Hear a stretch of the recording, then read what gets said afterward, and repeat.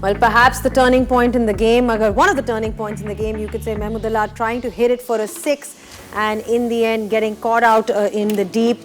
Maharaj was the person who was bowling that last over, and it was always going to be a crucial over. That's been one of the things that we've seen, the last overs in these conditions are proving to be extremely, extremely crucial.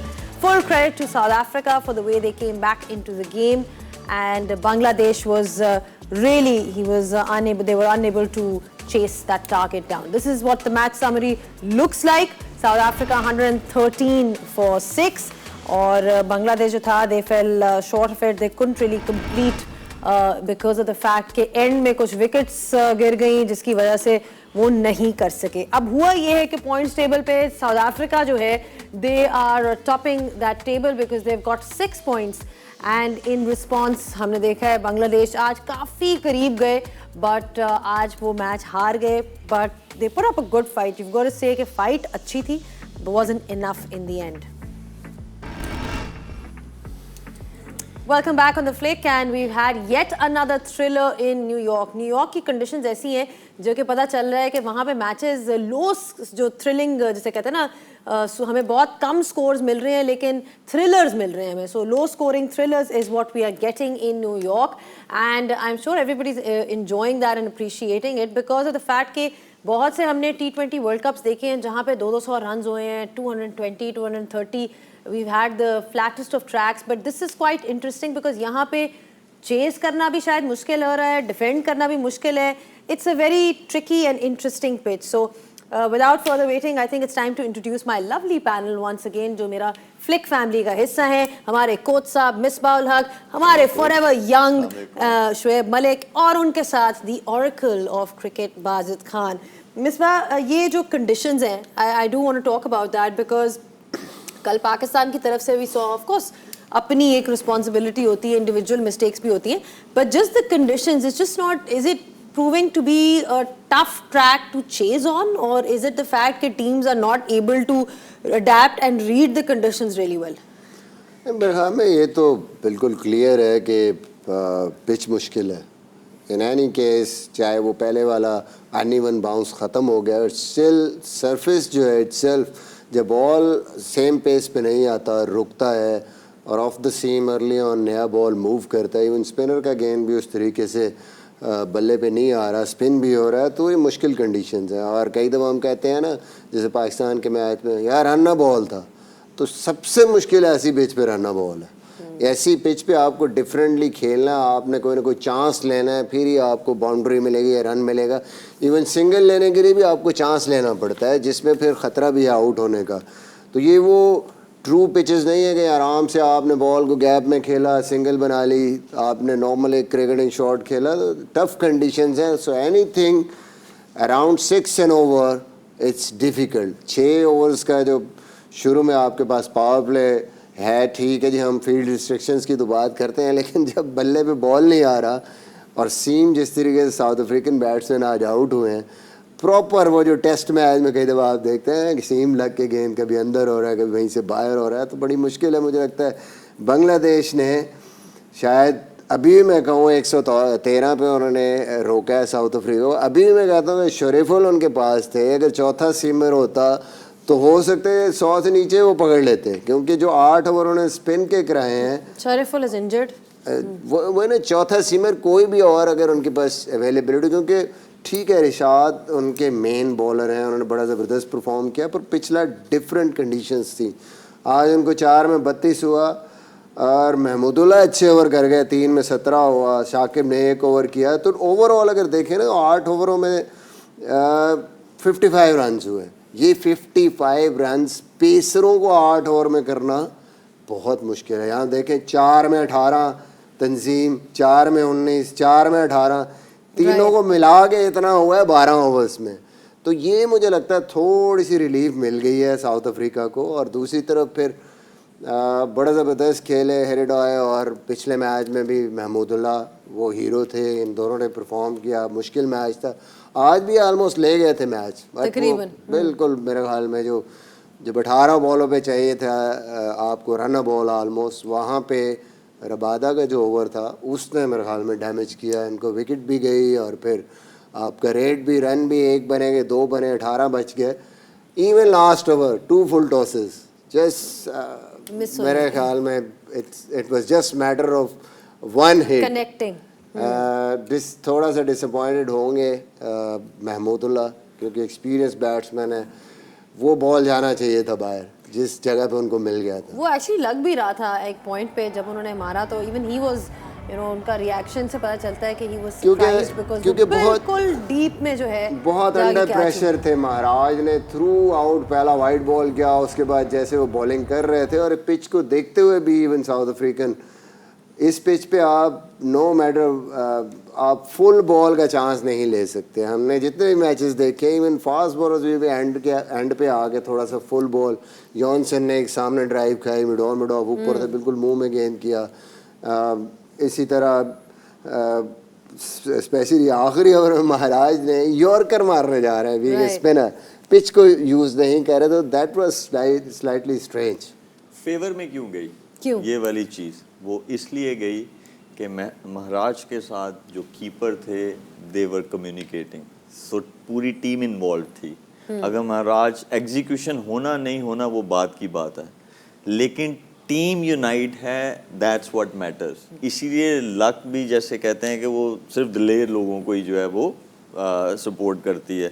तो जब उन्होंने yorker मारा या जब वो जो भी execution करने जा रहे थे, वो कीपर के साथ कम्युनिकेशन जो थी उनकी वो कर रहे थे। इस वजह से आप देखें, हाँ फुल टॉस ऐसी चीज़ है कि जाना चाहिए बाहर, लेकिन मेन जो चीज़ है वो आप ये देखें कि आउट भी अगर कर दिए, ये देखें दूसरी भी फुल टॉस जो थी मतलब आइडियल थे दोनों बॉल्स जो है 6 रन मारने के लिए, लेकिन लक जो है वो उसके साथ थी क्योंकि वो क्लैरिटी के साथ जो भी चीज़ कर रहे थे।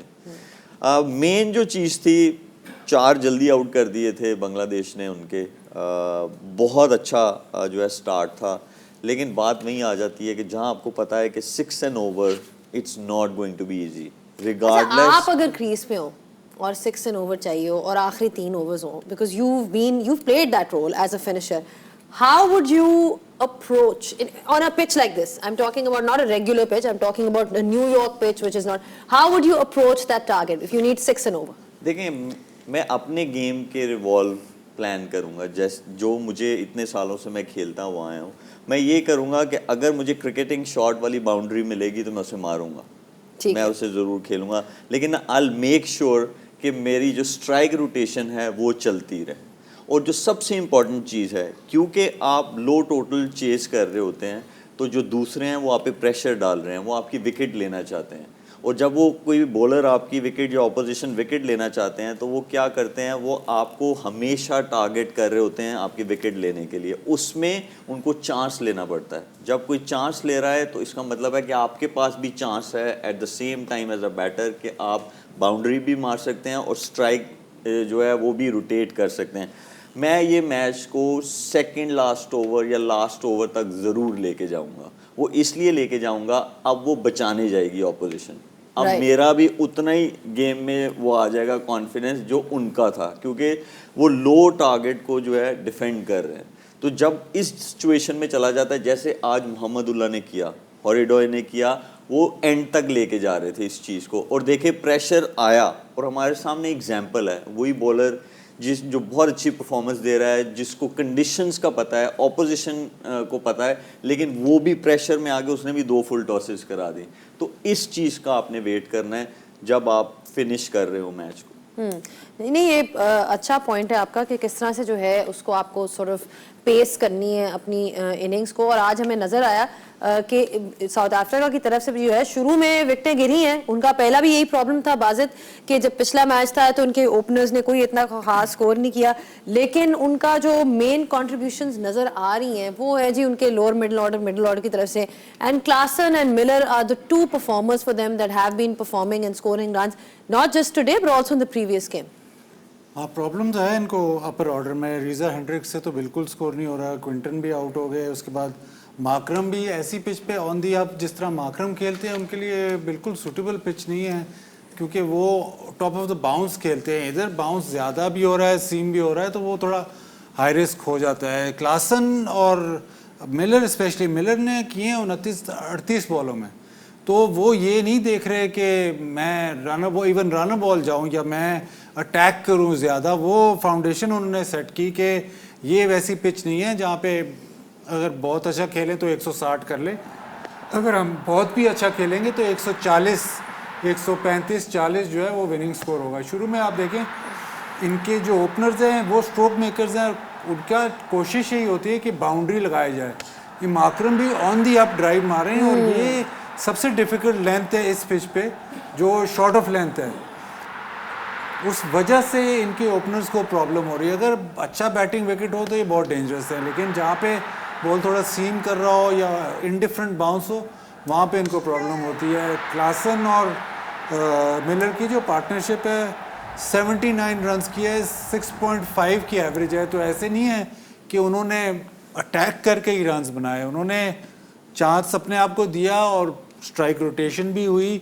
उसके बाद जो उनको बॉल मिला आगे की तरफ, स्पेशली क्लासन को जब बॉल आगे मिला है उस पर उसने कैपिटलाइज किया। एक चीज़ ज़रूर है इनकी जी, इनके अभी तक 3 मैचेस हुए हैं, तीनों न्यूयॉर्क में हुए। चौथा मैच इनका है सेंट विंसेंट में। तो सोचें कि ये बैटिंग ऑर्डर 3 मैचेस जीतने के बाद ऐसी टीम जब न्यूयॉर्क से निकलेगी, सेंट विंसेंट की कंडीशंस कैसी हैं? सेंट विंसेंट की न्यूयॉर्क से तो बहुत अच्छी है। न्यूयॉर्क से तो बहुत अच्छी बाद है, जहाँ लेकिन पे इसके भी- अलावा जहाँ जहाँ भी भी बैटिंग खेलेंगे, करोगे आप ठीक। जन्नत ही लगेगी। हाँ उनको, और ये जो बाजिद ने बात की बिल्कुल सही की कि वो ऑन दी अप खेलते हैं। मिसबा भाई भी कह रहे हैं कि वो स्ट्रोक मेकर्स हैं, इसीलिए उनको बहुत जो है मुश्किलात पेश आ रही हैं। लेकिन इसके बाद निकलने के बाद आगे वो कहते हैं ना, आप बुरे टाइम से निकले तो आगे फिर मज़े ही मज़े। मज़े ही मज़े। अब पता नहीं उनके सामने कौन आएगा। सेंट, हाँ नहीं बिल्कुल, वो तो अब आसान हो गया ना, आपने नहीं ये सुपर 8 में, सुपर 8 में, सुपर 8 में। हाँ एग्जैक्टली, अभी तो उनका बहुत मुश्किल मैच है ना, नेपाल से मैच है उनका। हाँ वो भी सेंट विंसेंट में। वो भी सेंट। रीजा हेंड्रिक्स मेरे ख्याल में तीनों मैचेस के रन माना कर दे एक ही मैच में।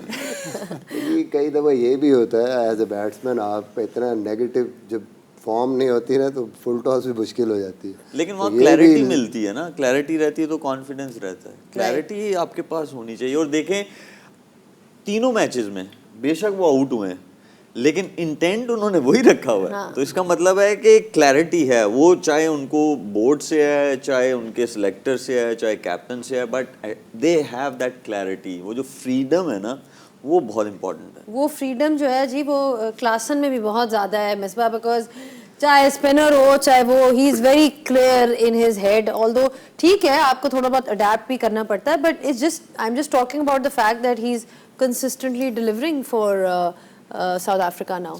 देखिए ये पिच के हिसाब से मैं बात करूँगा कि यहाँ पे जो हम बात करते हैं ना कि आपने रन्स बनाने कैसे बनाने हैं, तो ये ऐसी पिचेस हमें भी कई दफ़ा डोमेस्टिक में आपको ऐसी पिचेस मिल जाते हैं जहाँ पे आपको पता है यार एक सर्टन एरिया के अलावा कहीं भी बॉल आएगा तो वो आपके बस की बात नहीं है।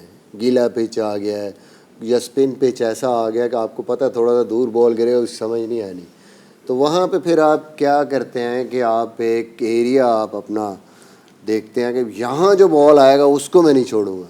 अगर आप क्लासन को पिछले मैच में भी देखें और आज भी देखें, जो उनके करीब बॉल गिरता है वो नहीं देखते फील्ड किधर, वो सिर्फ छक्का ही मारते हैं उसको।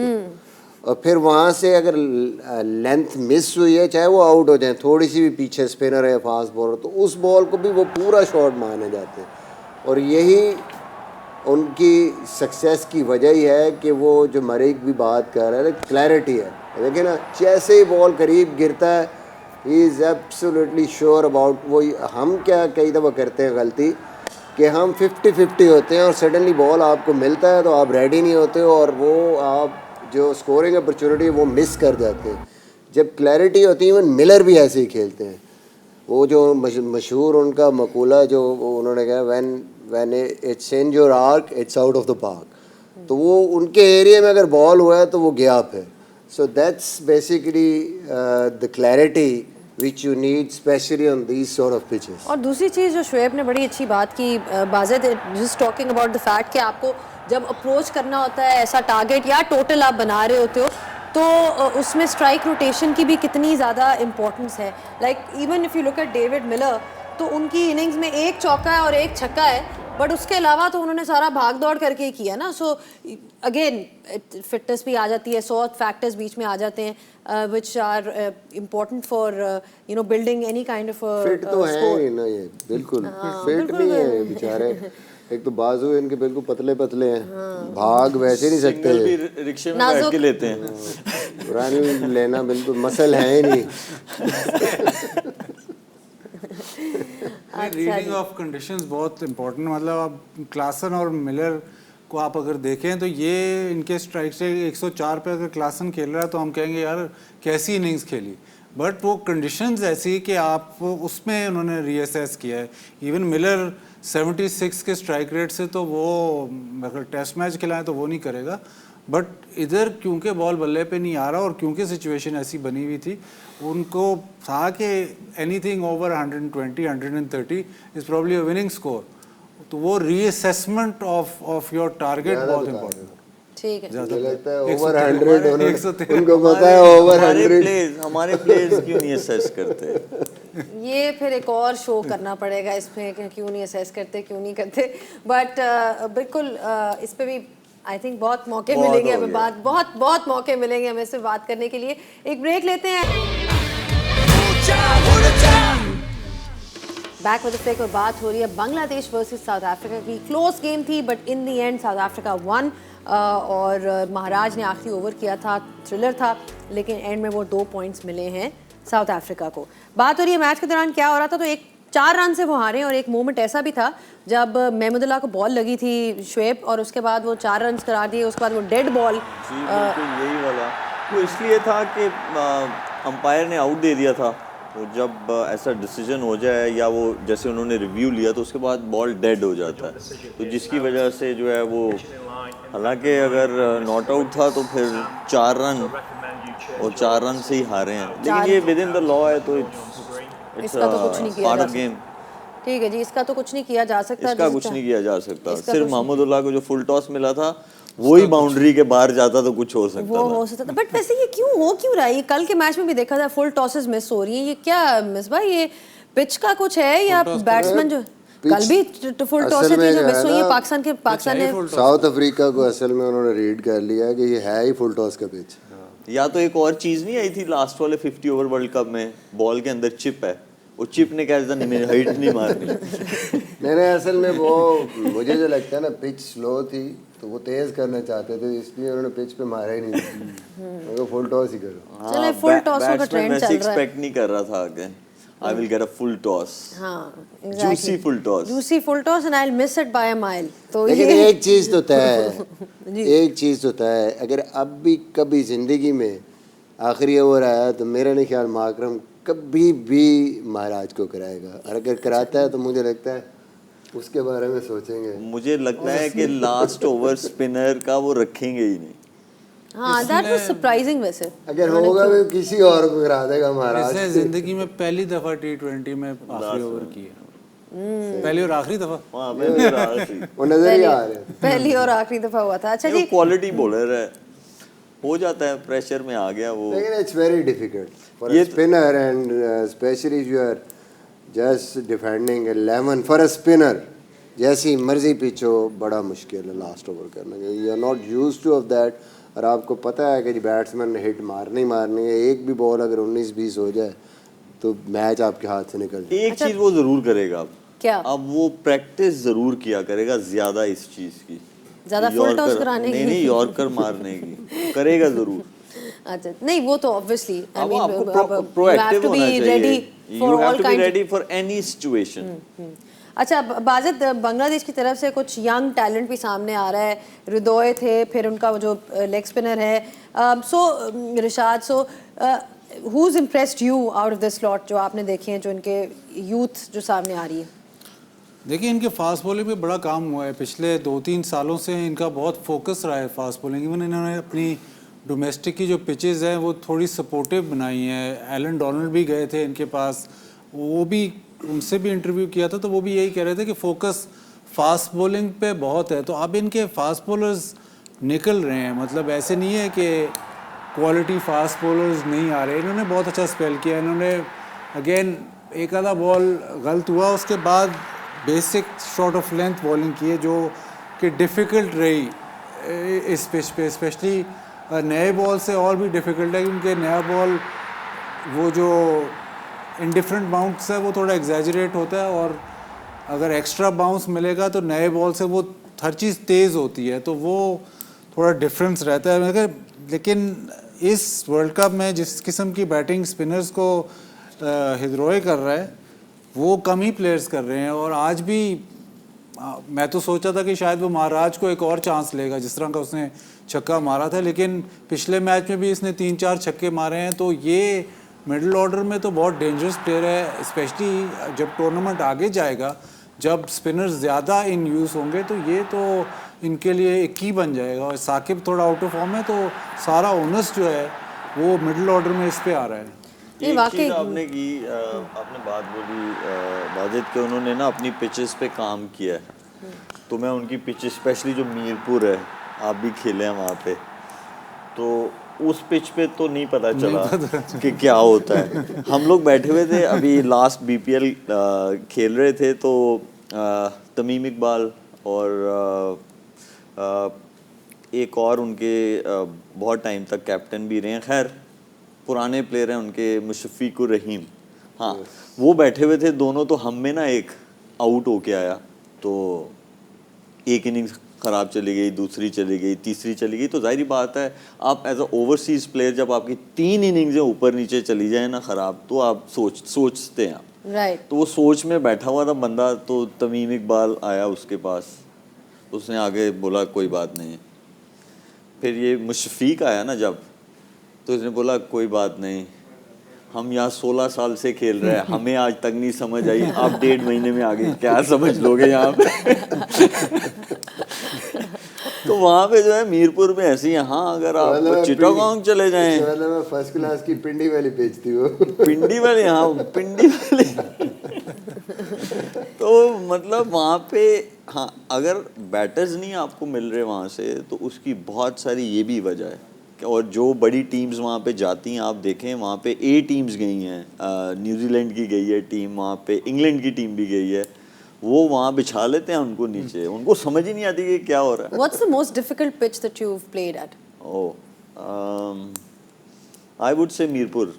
मीरपुर? हाँ, मीरपुर की पिच जो है वो, अच्छा नहीं, समटाइम्स जो गयाना में पिच होती है वेस्ट इंडीज में, वो फिर भी आपको अलाउ करती है कुछ ना कुछ, यहाँ तो बॉल गायब हो जाता है। पिच की बात नहीं मैं कर रहा, मुझे तो एक दो मैंने सीपीएल खेला है, तो मैंने लेग स्पिनर का गेंद ऐसे रोका है, हाँ विशु का बॉल में रोका, बिल्कुल आगे गेंद था, तो शोल्डर पे लगा, पॉइंट पे कैच हो गया।